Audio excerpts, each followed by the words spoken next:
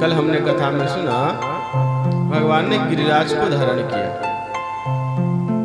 भगवान की अवस्था कितनी? मात्र 7 वर्ष के कन्हैया हैं।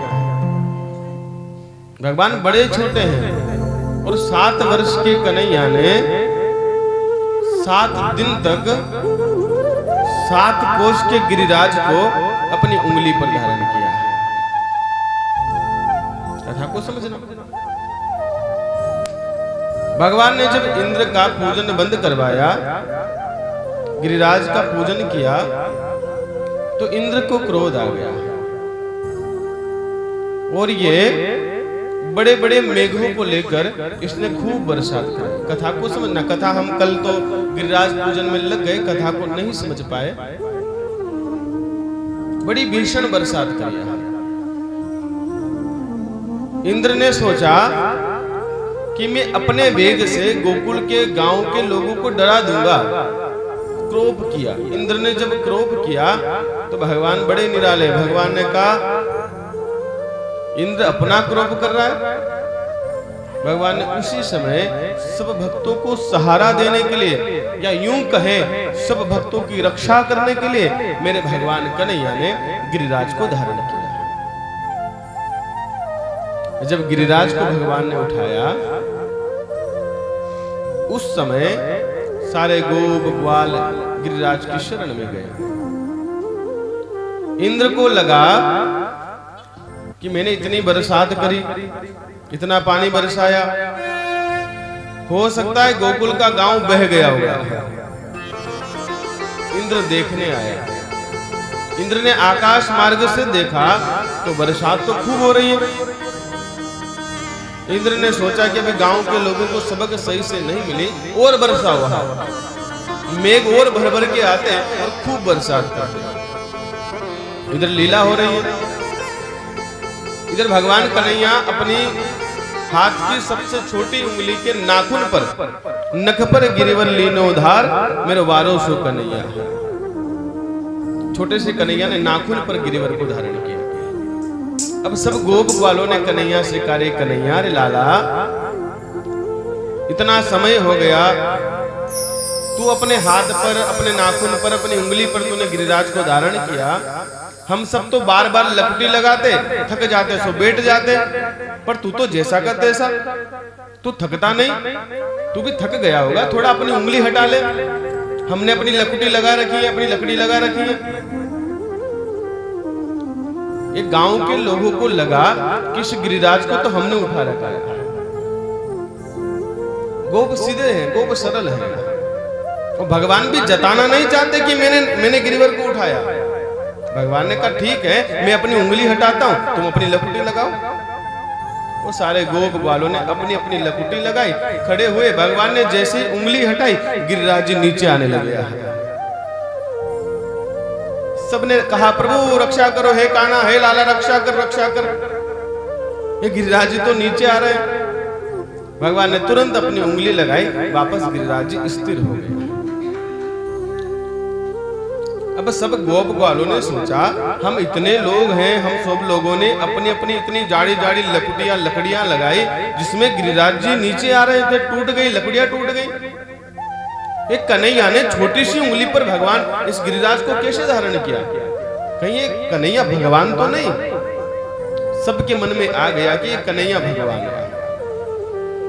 सब गोप ग्वालों ने पूछा, रे कन्हैया जरा बता, कहीं सच में तू भगवान तो नहीं? तू छोटा सा तूने पूतना को मार दिया, संकटासुर, तृणावत, बड़े बड़े असुरों को तूने मार दिया, और आज भी इतना बड़ा गिरिराज तूने धारण कर लिया, क्या सच बता तू भगवान तो नहीं? भगवान कन्हैया ने कहा, मैं भगवान नहीं हूं। फिर बता इतना इतना बल तेरे हाथ में कैसे आया? भगवान ने कहा, ये तो तुम्हारा ही तो फल है। कैसे? भगवान ने कहा, मैं जब छोटा था, जब मैंने सबके घर को माखन खाया, चुरा चुरा कर सब गोपियों का माखन खाया, जो माखन से जो बल मिला ना, वो बल मेरी इस उंगली में आ गया है। तुमने ही खिलाया और तुम्हारे ही माखन का बल है। और इतना ही नहीं, जो राधे रानी है, इस ब्रज की जो रानी है, उस रानी की असीम कृपा है। कुछ माखन को बल बढ़ियो, कछु गोपन करे सहा। कुछ तो मेरा माखन का बल है और कुछ तुम्हारी लकड़ियों का जो बल है ना, इसके कारण गिरिराज धारण है। कछु माखन को बल बढ़्यो, कछु गोपन करी सहा। श्री राधे रानी की कृपा से मैंने गिरवर लीन उठा। इसमें मेरा कोई बल नहीं आया। सबने कहा ठीक है कन्हैया। अब इंद्र पुनः गोकुल के गांव में देखने आए। अब ऊपर से तो बरसात हो रही है और नीचे धूल उड़ रही है। पानी कहां गया? इंद्र जब गोकुल के गांव में आकर इंद्र ने देखा तो क्या देखा? नीचे तो बिल्कुल बरसात नहीं है, नीचे तो धूल उड़ रही है, मिट्टी उड़ रही है। राजा परीक्षित ने कहा गुरुदेव ये पानी कहां गया? सुखदेव जी ने कहा राजन, जब इंद्र ऊपर से बरसात कर रहा था तो यहां एक लीला हुई। भगवान ने अपने सुदर्शन को आदेश दिया, कहा जाओ जो भी बरसात हो रही उस जल को सुखा दो। सुदर्शन जी महाराज गए, तीव्र वेग से घूमने लगे। सुदर्शन की जो हवा के वेग से सारा पानी सूख गया और कुछ बरसात का जो जल था उस जल को अगस्त्य मुनि ने पी लिया। राजा परीक्षित ने कहा गुरुदेव ये अगस्त्य मुनि कौन है? इन्होंने जल को क्यों पिया? तो सुखदेव जी महाराज ने कहा हे राजन, भगवान राम जब त्रेता युग में आए उस समय एक बार माता सीता ने अपने पति राम से कहा हे राम, हे स्वामी, मैं किसी ब्राह्मण को भोजन कराना चाहती हूं। भगवान राम ने कहा करा दो। वैसे तो हमारे घर रोज ब्राह्मण आते हैं, मेहमान आते हैं, उनको कराते ही हो। माता सीता ने कहा नहीं, ऐसे नहीं, कोई ऐसा ब्राह्मण हो जो अच्छा खाए, अच्छा खाने वाले।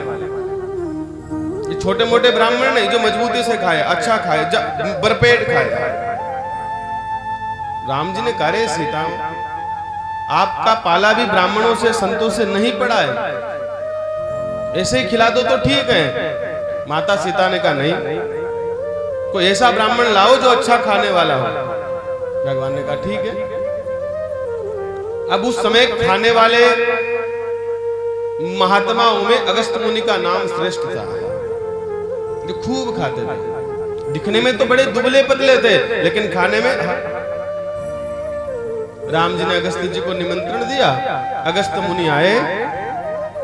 राम जी ने अगस्त्य जी से कहा महात्मा, देवी का खिलाने का कुछ ज्यादा ही मन है तो अच्छे भरपेट खाना। अगस्त्य मुनि ने कहा ठीक है महाराज। अब अगस्त्य मुनि भोजन के लिए बैठे। आजकल आपको पता है ना, महात्मा लोग तो खाने में कुछ ज्यादा यहाँ, ब्राह्मण लोग।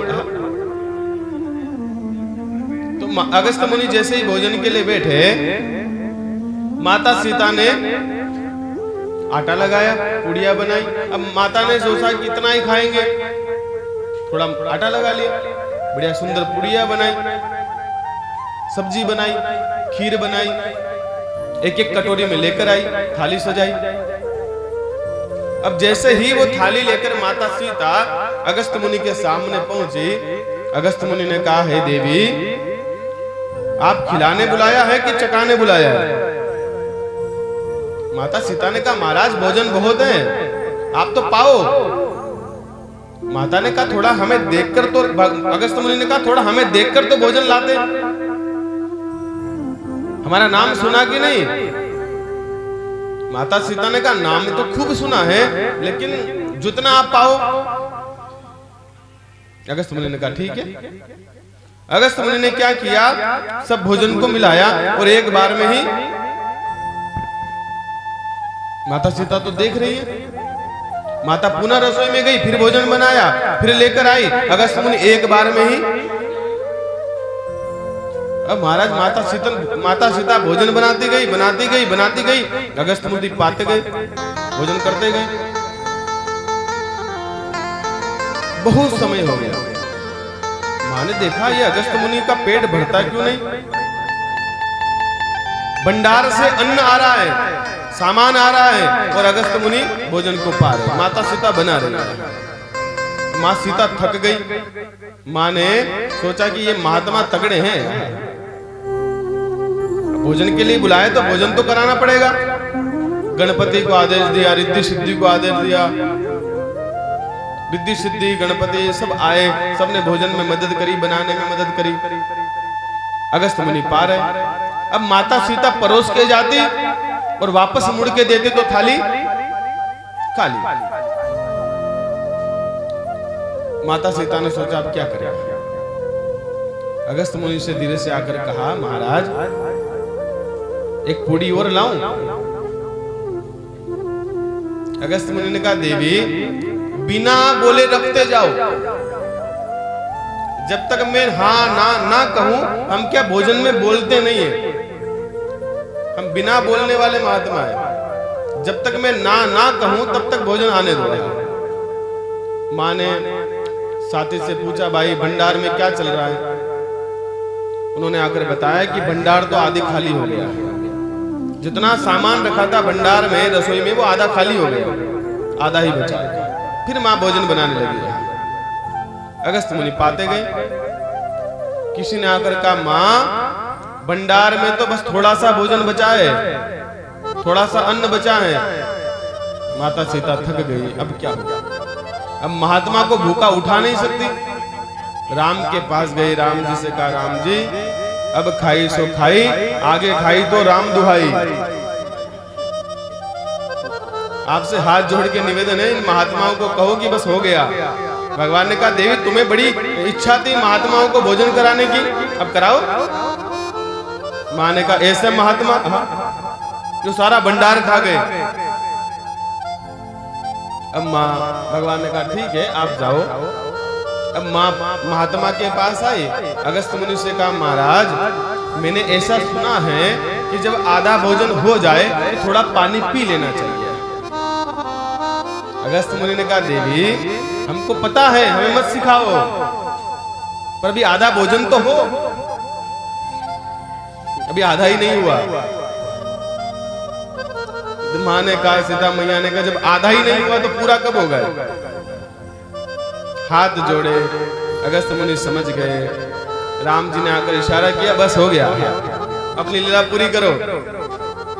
अगस्त मुनि ने उसी समय हर हर महादेव कहा और कहा कि देवी अब आधा हो गया, पानी लाओ। उस समय राम जी ने आकर कहा, महाराज जिसका भोजन ही इतना हो तो पानी कितना पिएगा? उसके 1 गिलास 2 गिलास में काम थोड़ी चले, उसको तो पानी भी ज्यादा चाहिए। तो राम जी ने कहा, प्रभु हे महात्मा भोजन तो इस जन्म में करो और पानी उधार, पानी अगले जन्म में, अगले समय में। अगस्त मुनि ने कहा, ठीक है। तो पानी उधार था। उस समय भगवान जब कृष्ण में द्वापर में जब कृष्ण बनकर आए तो भगवान ने अगस्त मुनि से कहा, महात्मा आ जाओ, इंद्र बरसात कर रहा है, जितना पीना उतना पियो। तो एक तरफ से सुदर्शन जी महाराज जल को सुखा रहे थे और एक तरफ से जो जल गिर रहा था उस जल को अगस्त मुनि पान कर रहे थे, पी रहे थे। तो गोकुल में तो धूल उड़ने लगी। अब इंद्र आया, इंद्र ने देखा पानी कहां गया, तो भगवान की लीला समझ गया। इंद्र ने आकर भगवान से स्तुति करी है, हे नाथ भूल हो गई, गलती हो गई, क्षमा करो, त्राहि माम। इंद्र ने आकर भगवान के चरणों को पकड़ा है। भगवान ने इंद्र को क्षमा कर दिया। ध्यान रखना। या राजा परीक्षित ने पूछ लिया, हे गुरुदेव ब्रह्मा ने जब गलती करी तो भगवान ने ब्रह्मा को माफ नहीं किया और इंद्र ने गलती करी तो इंद्र को माफ कर दिया। भगवान ने कहा, ब्रह्मा और इंद्र की गलती में भेद है। भगवान जब छोटे थे, भगवान जब गैया चरा रहे थे, तब ब्रह्मा ने आकर भगवान की परीक्षा ली थी। मैंने आपको कल कथा बताई थी। तो ब्रह्मा को भगवान ने क्षमा कर दिया। क्यों? क्योंकि भगवान ने ब्रह्मा को क्षमा नहीं किया, इंद्र को क्षमा कर दिया। क्यों? क्योंकि ब्रह्मा ने भगवान के छोटे बाल गोपाल बछड़ों को छुपाकर भगवान से दूर कर दिया था। भगवान कहते जो भक्त, जो व्यक्ति मुझसे मेरे भक्तों को दूर करता है उसको मैं कभी क्षमा नहीं करता। इसलिए ब्रह्मा को तो क्षमा नहीं किया, और इंद्र ने जो गलती करी उस गलती से भगवान के भक्त भगवान के निकट चले गए। भगवान कहते जो मेरे भक्तों को मेरे निकट लाता है उसको मैं क्षमा कर देता हूं। तो इंद्र की गलती से भगवान के भक्त भगवान के निकट हो गए, भगवान ने इंद्र को क्षमा कर दिया। इंद्र भगवान की स्तुति करके वापस वैकुंठ में अपने अपने लोक में इंद्र लोक में गया। भगवान ने अपनी लीला को आगे बढ़ाया है।